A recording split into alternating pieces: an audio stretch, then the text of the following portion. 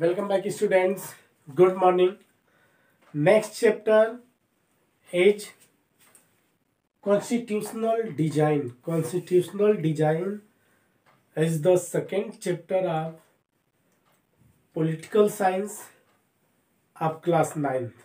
Okay, and in this video we will explain about constitutional design about South Africa and usually explain about Indian Constitution. Okay, let us go. There are certain basic rules that the citizens and the government have to follow. There are certain basic rules that the citizen and governments are follow, and these rules are called the Constitution. ये जो government के द्वारा और peoples के द्वारा जो rule और regulation follow किए जाते हैं उसे इस रूल और रेगुलेशन के की जो कॉन्सेप्ट होती है इसे कॉन्स्टिट्यूशन बोलते हैं and which determine the right of the citizen. और constitution was define and determine about right of citizen and right of government. Okay, and the power of the government or right of the government and how to government should function. और government कैसे क्या करेगी, कार्य करेगी. एक क्या होता है कॉन्स्टिट्यूशन में. Constitution is the right concept of rule and regulation. उसमें रूल रेगुलेशन से संबंधित जो कॉन्सेप्ट होते हैं, जो आर्टिकल्स होते हैं, उनको जो रूल्स होते हैं उनको कोड किया जाता है, डिकोड करने का काम किया जाता है. There are the certain question that area in our mind about the constitutional design of democracy. Okay, there are the certain question, बहुत से ऐसे क्वेश्चन हैं that arise in our mind, हमारे दिमाग में उठते हैं about constitutional design of democracy. जो डेमोक्रेसी का कॉन्स्टिट्यूशनल डिजाइन है उसके बारे में जानने के लिए हमारे दिमाग में बहुत से ऐसे आइडियाज हैं, विचार हैं जो टाइम टू टाइम में राइज होते हैं. एंड फॉर एग्जाम्पल, अगर एग्जाम्पल के लिए हम देखें तो why do you need a constitution. पहले हमें कॉन्स्टिट्यूशन की जरूरत क्यों होती है. Okay, second, how are the constitution drawn up. Constitution को कैसे ड्रॉ किया जाता है, ड्रॉन अप कैसे बनाया जाता है. And who design the constitution, और डिजाइन कॉन्स्टिट्यूशन को कौन डिजाइन करता है. And what are the values that space the shape the constitution. और कॉन्स्टिट्यूशन की वैल्यू क्या होती है और कॉन्स्टिट्यूशन का साथ ही साथ उसका शेप क्या होता है. Okay, written unwritten constitution, small and big constitution. One recent instance where a constitutions were designed was in South Africa. यहाँ पे सबसे पहले हम वन रिसेंट एक एग्जाम्पल लेंगे, तो भी कब, हाल ही के बनाए गए कॉन्स्टिट्यूशन का. स्पेशली वो कॉन्स्टिट्यूशन है साउथ अफ्रीकी कॉन्स्टिट्यूशन का. और चूंकि इंडियन जो कॉन्स्टिट्यूशन है, Indian constitution all over world के कॉन्स्टिट्यूशन का मिक्स है, यानी कि वर्ल्ड के डिफरेंट डिफरेंट कंट्री हैं जहाँ पे डेमोक्रेसी है. डेमोक्रेसी के जो भी फॉर्म है और जहाँ पे रिटन या अनरिटन कॉन्स्टिट्यूशन है, लॉन्ग या स्मॉल कॉन्स्टिट्यूशन है, वहाँ की जो फीचर्स है कॉन्स्टिट्यूशन की उसको इंडियन कॉन्स्टिट्यूशन ने अपने में मर्ज कर लिया है. जो इंडियन कॉन्स्टिट्यूशन मेकर्स थे उन्होंने क्या किया, अलग अलग कंट्री के कॉन्स्टिट्यूशन की जो मेन फीचर्स थी उसको इंडियन कॉन्स्टिट्यूशन में इंक्लूड करने का काम किया. इस पे आगे चल के नेक्स्ट वीडियो में एक्सप्लेन किया जाएगा. देखिए, तो अफ्रीकी कॉन्स्टिट्यूशन को इसमें एक्सप्लेन किया जा रहा है, उस पर क्या कंडीशंस थी, अफ्रीका की स्टोरीज क्या थी, अभी हम लोग पढ़ेंगे. देखिए, democratic constitution of south Africa. South Africa में जो डेमोक्रेटिक कॉन्स्टिट्यूशन रहा during the 17th and 18th century, trading companies from Europe occupied South Africa just as they occupied India. यानी कि इंडिया को ऑक्युपाइड करने के जस्ट बाद 17 एंड 18 सेंचुरी में, यानी उसी समय की बात है कुछ आज, क्योंकि 1600 में ये रहा कि ईस्ट इंडिया कंपनी की जो महारानी एलिजाबेथ फर्स्ट का जो चार्टर एक्ट था, जिसे महारानी का राजलेख भी कहा जाता है, जो 1600 में आया था और जिसके द्वारा ईस्टर्न कंट्रीज में ईस्ट इंडिया कंपनी को ऑटोनोमी पावर दिया गया ट्रेडिंग के एरिया में, कि कम से कम ब्रिटेन अपने क्या करे, व्यापार को ईस्टर्न कंट्रीज में बढ़ाने का काम करे। उसी के आसपास साउथ अफ्रीका में भी ब्रिटिशर्स की कॉलोनी आई, यानी जो वाइटर्स थे उन्होंने अपनी कॉलोनी को सेट करने का काम किया। As they occupied India, a large number of whites had settled in Africa, और बहुत बड़ी संख्या में जो व्हाइट्स पीपल्स थे, यानी जो यूरोपियंस थे, ये आके अफ्रीका में सेटल हो गए। मैं बता दूं पहले भी कि जब जो नेविगेशन का एक ड्यूरेशन स्टार्ट हुआ था स्पेन और पुर्तगाल के द्वारा जो शुरू किया गया, और बाद में चल के जो अदर यूरोपियन कंट्री है, ब्रिटेन, फ्रांस, हॉलैंड, जो जिनको डच कहा जाता है, डेनिस, तो जर्मनी, तो इनके द्वारा क्या किया गया, वर्ल्ड के जो डिफरेंट डिफरेंट कंट्रीज थे, और ये जो सर्च का ड्यूरेशन चला, इसमें 1492 में कोलंबस के द्वारा जो इंडिया को सर्च करने निकला था, इसने अमेरिकी कॉन्टिनेंट को सर्च किया। फिर स्पेन और पुर्तगाल के कुछ गए जिन्होंने साउथ अमेरिकी कॉन्टिनेंट को सर्च करने का काम किया। तो वैसे अगर साउथ अमेरिकी कॉन्टिनेंट को देखें तो उसमें स्पेन और पुर्तगाल का लार्ज स्केल पे हो रहा, उनकी कॉलोनीज रही, फिर ब्रिटेन की कॉलोनीज अमेरिका रहा। तो जो अमेरिका थी वह ब्रिटेन के कंट्रोल में था, इंडिया भी ब्रिटेन के कंट्रोल में था, और भी चाइना की बात करें, चाइना भी ब्रिटेन के कंट्रोल में था। कुछ अफ्रीकी कॉन्टिनेंट थे जो जर्मनी, फ्रांस, ब्रिटेन और अदर जो भी ऐसे इंपीरियलिज्म था, यानी कि जो भी ये वेस्टर्न कंट्रीज थे, इनके कंट्रोल में इनके मैंडेट रहे। कुछ ऑस्ट्रेलिया हो गया, या इन्होंने कंप्लीटली उसे ऑक्युपाइड कर लिया था अपने, और टोटल अपने रूल रेगुलेशन फॉलो करते थे। तो डिफरेंट एक दौर ऐसा रहा, उस समय क्या रहा, पूरा विश्व में स्पेशल रूप से कोलोनाइजेशन का दौर चला, यानी कि जो वैसे देश थे उन पे क्या किया गया, व्यापारिक दौर था, और साथ ही साथ उनको कॉलोनी बनाने का काम किया गया अलग अलग जो यूरोपियन, क्योंकि फर्स्ट टाइम जो रिवोल्यूशन हुई, रिवोल्यूशन यानी इंडस्ट्रियल रिवोल्यूशन, वह इंग्लैंड में हुई, इंग्लैंड के साथ साथ वह यूरोप के डिफरेंट कंट्री में हुई, और डिफरेंट कंट्री में होने का सेम ये जो टाइम रहा यूरोप में, एक कंडीशन ही रही। इस समय यूरोप की पॉपुलेशन रैपिडली ग्रोथ हुई, और चूंकि यूरोप का जो एरिया, यूरोप की क्लाइमेट है, इस पॉपुलेशन ग्रोथ को अपने अकॉर्डिंग इसे सरवाइव नहीं कर सकता था।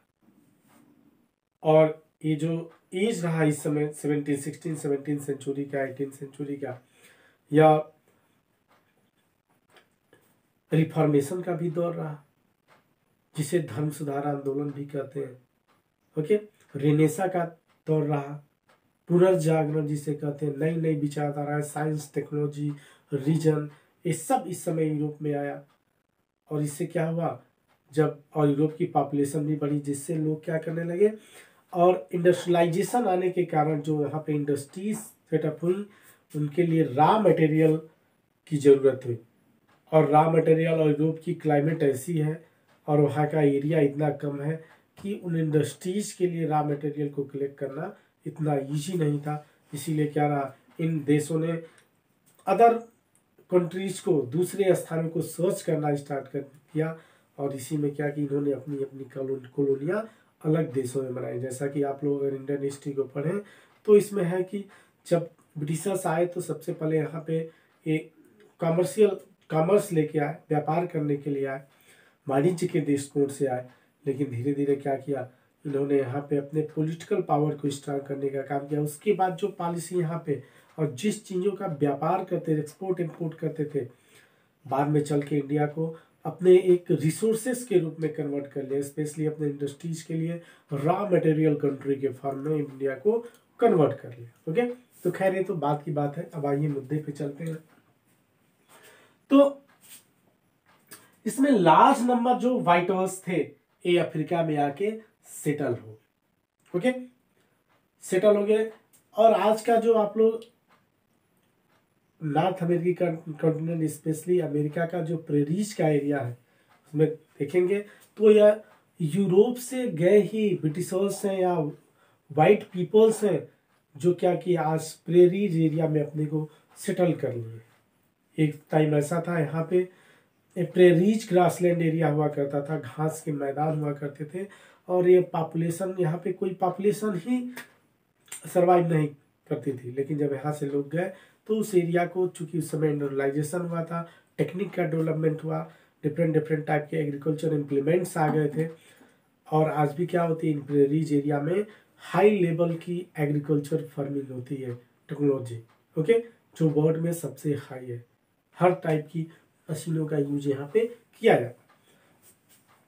वैसे ही जब वाइटर्स इसी तरह जब अमेरिका में आए, सॉरी अफ्रीका में आए, तो अफ्रीका में आने के बाद क्या हुए, यहाँ पे सेटल्ड हो गए, यहाँ पे इन्होंने अपना अस्थायी निवास बना लिया। अस्थायी निवास बनाने के बाद धीरे धीरे जब यहाँ के पे अफ्रीका में, साउथ अफ्रीका में इनका पॉलिटिकल पावर स्ट्रांग हुआ, और चूंकि अफ्रीका जो है, अफ्रीका के मोस्टली पीपल, वहाँ की पॉपुलेशन है वो क्या होती है, ब्लैक होती है, उनका कलर काला होता है, कलर के हिसाब से देखा जाए तो ब्लैक होता है, जिन्हें ब्लैक पीपल से कहते हैं, ओके। और कुछ ऐसे लोग भी थे अफ्रीका में जिन्हें कलर्ड पीपल कहा जाता था, यानी जो अफ्रीका के जो मेन निवासी थे, क्योंकि वह इक्वेटर के आसपास अफ्रीका पड़ता है, तो इसीलिए इक्वेटोरियल एरिया में अधिकांशतः पाए जाने वाले लोग क्या होते हैं, गर्मी अधिक पड़ती है तो इसके कारण ब्लैक होते हैं, काले होते हैं। तो अफ्रीका की जो मेन पॉपुलेशन थी, जो वहाँ के मूल निवासी है, ब्लैक है। तो वाइट जो यूरोपियंस थे, जो वाइट पीपल्स थे, इन्हें ब्लैक कहते थे, क्योंकि ब्लैक पीपल्स कहते थे, और इनसे अपने को एक डिस्टेंस बना के रखते थे। और साथ ही साथ एक पॉपुलेशन वहाँ की और थी जो मिक्स पॉपुलेशन थी, यानी कि वह मिक्स एक स्पीसीज थी, जो डिफरेंट कास्ट का, जो डिफरेंट स्पीसीज के मिक्स थे, उन्हें कलर्ड पीपल कहा जाता था, ओके, कलर्ड रेस या कलर्ड पीपल। और कुछ इंडिया से माइग्रेट करके इंडियंस पीपल्स भी गए थे, जैसे कनाडा में मोस्टली उस समय, कनाडा चूंकि यह फ्रिजिड जोन में पड़ता है, लेकिन इंडिया से बहुत से ऐसे लोग कनाडा गए, वहाँ पे ब्रिटिशर्स लेके गए इनको फार्मिंग कराने के एटीट्यूड से। लेकिन क्या हुआ, अब वहीं पे यहाँ ये सेटल हो गई। स्पेशली पंजाब से लोग गए हैं, पंजाब गुजरात से, और आज भी अगर आप जाएंगे कनाडा में तो आपको अधिकांशतः पंजाबी लोग कनाडा में बहुत लार्ज स्केल पे देखे जाए, ओके। तो वैसे रहा, इंडिया से माइग्रेट करके कुछ लोग भी गए साउथ अफ्रीका, इनसे भी क्या करते थे ब्रिटिशर्स इनसे काफी डिस्क्रिमिनेशन करते थे, ओके। तो यह सिस्टम चलता रहा। उसके बाद अफ्रीका में इस जो एक डिस्क्रिमिनेशन की पॉलिसी थी अफ्रीका में, इसे पॉलिसी ऑफ अपार्थीज सिस्टम कहा गया। अपार्थीज यानी कि रंग भेद नीति पॉलिसी, ओके, यानी कि रंग के आधार पे, कलर के आधार पे डिस्क्रिमिनेशन का काम व्हाइटनर्स के द्वारा यहाँ पे साउथ अफ्रीका में किया गया, जिसे अपार्थीज सिस्टम बोला जाता था। तो देखिए, apartheid is the name of a system of racial discrimination, okay, which was unique to South Africa. यह एक रेशियल डिस्क्रिमिनेशन था, यह कलर के आधार पे था, और भी साउथ अफ्रीका में। It was oppressive for the blacks, या स्पेशली काले लोगों को, ब्लैक पीपल्स को अप्रेस करने के लिए यह इसे अप्लाई किया गया था। They were forbidden from living in white area, इन्हें वाइट एरिया यानी कि जो ब्रिटिशर्स थे, जो वाइट पीपल्स थे, इनकी एक स्पेशल कॉलोनीज हुआ करती थी। और वहां पे ब्लैक पीपल्स को, जो मेन्स अफ्रीकन पीपल्स थे, उन्हें वहां पे फॉरबिडन यानी कि जाने की मनाही थी। सिर्फ वह उसी लिए जाते थे, जैसे सर्वेंट्स का काम करते थे, बार्बर का काम करते थे, फिर घर में जो कपड़ा धुलने का काम, बर्तन धुलने का काम, यानी कि इनका जो सी ग्रेड टेबल था, इनसे वर्क लिया जाता था, वही लोग जाते थे। बाकी इनके एरिया में मकान बनाना, चाहे वो कितना ही हाई प्रोफाइल आदमी हो, ब्लैक पीपल है कलर के बेस पे, तो उसे व्हाइटनर्स की कॉलोनी में परमिशन नहीं होती थी।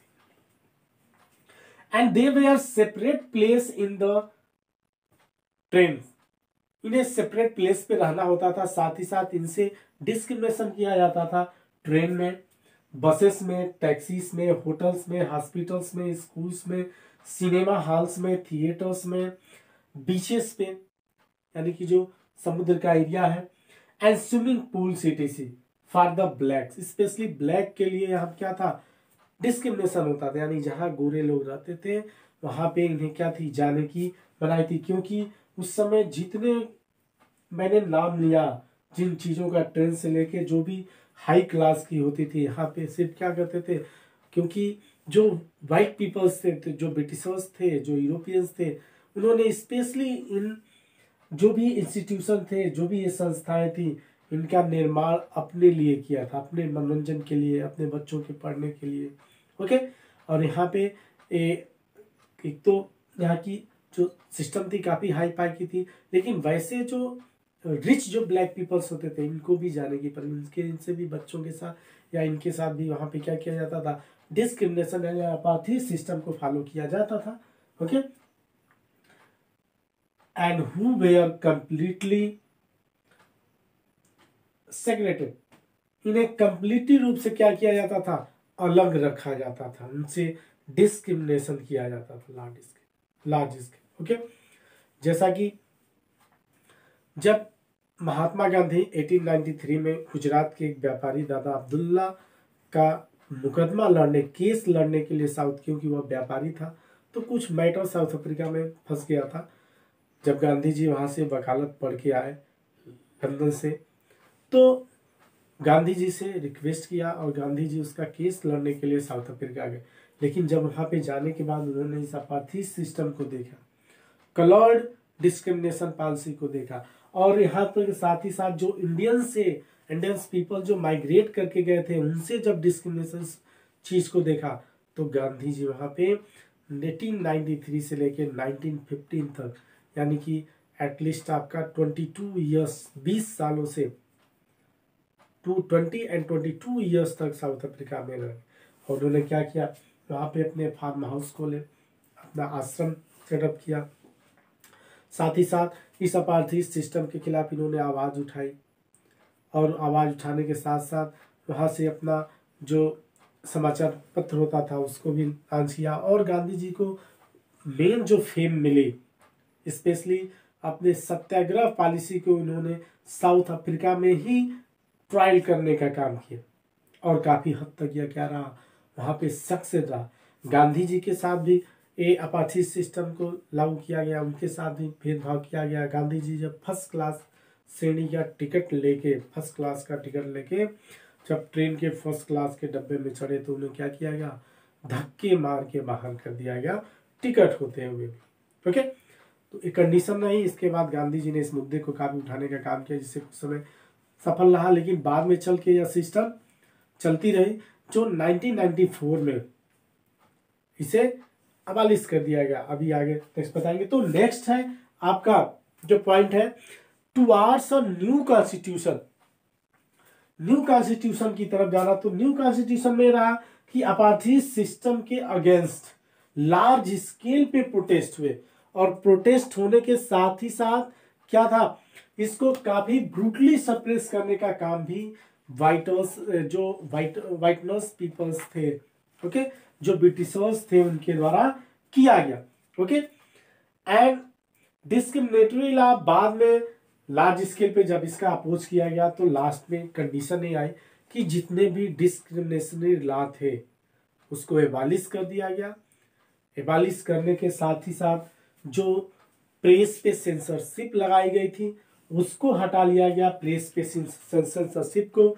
साथ ही साथ पॉलिटिकल पार्टी जो अफ्रीका की थी, जो बैन था पॉलिटिकल पार्टीज पे, उसको भी विड्रॉ कर लिया गया।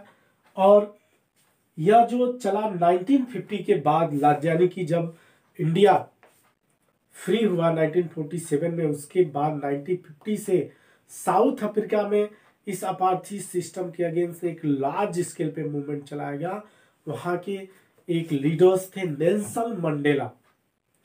नेल्सन मंडेला को इसी अपार्थी सिस्टम के, यानी गांधी जी 1915 में आ गए थे वापस। उसके बाद फिर से वहां के धीरे धीरे सिस्टम चलता रहा। ब्रिटिशर्स थे, अभी इंडिया आज़ाद हुआ, इसके बाद वहां पे भी क्या हुआ, आज़ादी के लिए संघर्ष काफ़ी तेज हो गया। और इसको लेके कुछ ऐसे लीडर्स उभरे जिनमें सबसे नाम है नेल्सन मंडेला, जो वर्ल्ड फेम है। इन्होंने इस रंग भेद नीति के खिलाफ मूवमेंट स्टार्ट किया। इसके साथ ही साथ 1964 में इनके साथ इनके जो 7 पॉलिटिकल लीडर्स थे उनको जेल में डाल दिया गया। फिर भी वहां पे क्या रहा, मूवमेंट चलता रहा ब्रिटिशर्स गवर्नमेंट के अगेंस्ट, इस अपार्थी सिस्टम, और साथ ही साथ वहां पे जो कॉलोनियल गवर्नमेंट थी उसके अगेंस्ट। फिर क्या हुआ कि 1994 में जब काफी उस पर प्रेशर पड़ा, काफी वहां पे मूवमेंट तेज हो गए, जब यूरोपियंस ने देखा, जब ब्रिटिशर्स ने देखा कि अब कंडे यहाँ पे रहना उचित नहीं है, तो उसके बाद इन्होंने क्या किया, टोटल जितने भी बैन लगाए थे, चाहे वो पॉलिटिकल पार्टीज हो, इन्होंने नेल्सन मंडेला जो अगले 28 ईयर्स तक ये लगातार जेल में रहे, और जेल से ही ये अपनी जो रिवोल्यूशन था, जो अपार्थी सिस्टम थी उसके अगेंस्ट रिवोल्यूशन चलाते रहे, मूवमेंट चलाते रहे, और जितने भी पॉलिटिकल पार्टी थे उस पर बैन हटा दिया गया, नेल्सन मंडेला को छोड़ दिया गया। उसके बाद 1994 में नेल्सन मंडेला ने क्या किया, अपनी एक African national conference, African national Congress, जिसे इन्होंने एक पार्टी बनाई, अफ्रीकन नेशनल कांग्रेस, ओके, इसका नाम मैंने ऊपर लिया है। और अफ्रीकन नेशनल कांग्रेस 1994 में इन्होंने पार्टी बनाई। अब पार्टी बनने के बाद, और इसी समय ब्रिटिशर्स क्या हुए, अफ्रीका को फ्री कर दिए, फ्री डिक्लेयर कर दिया। और फिर उसके बाद 1994 में ही नेल्सन मंडेला साउथ अफ्रीका के प्रेसिडेंट इलेक्ट हुए, और प्रेसिडेंट इलेक्ट होने के बाद वहाँ पे अपार्थी सिस्टम को अबालिश कर दिया इन्होंने, और फर्स्ट ब्लैक प्रेसिडेंट अफ्रीका में चुने गए नेल्सन मंडेला। तो ये रहा आपका कॉन्स्टिट्यूशनल डिजाइन में हमने जिस टॉपिक को उठाने का काम किया, उसमें democratic constitution of south Africa के बारे में पढ़ा गया। और यह साउथ अफ्रीका में जो अपार्थी पॉलिसी थी, जो रिवोल्यूशन चला, मूवमेंट हुआ, और उसके बाद जो वहाँ पे डेमोक्रेटिक गवर्नमेंट को सेटअप करने का काम किया गया, वो भी डेमोक्रेटिक रिपब्लिक गवर्नमेंट को, क्योंकि वहाँ का जो प्रेसिडेंट था वह डायरेक्टली क्या होता था, इलेक्ट होता है, और इलेक्ट होता था उस समय। तो ये रहा आपका, यानी कि हाल ही में जहाँ पे अफ्रीका में डेमोक्रेटिक कंट्री को सेटअप करने का काम किया गया, वो भी कॉन्स्टिट्यूशनल डिजाइन के अकॉर्डिंग, ठीक है। अब नेक्स्ट चैप्टर में नेक्स्ट पॉइंट को एक्सप्लेन करने का काम किया जाएगा। स्पेशली वह टॉपिक रहेगा आपका, कुछ हम लोग नेल्सन मंडेला के बारे में एक्सप्लेन करेंगे, और नेल्सन मंडेला के बाद कॉन्स्टिट्यूशन के बारे में कुछ जानेंगे, फिर हम लोग इंडियन कॉन्स्टिट्यूशन को एक्सप्लेन करने का काम करेंगे। ओके, तो थैंक यू।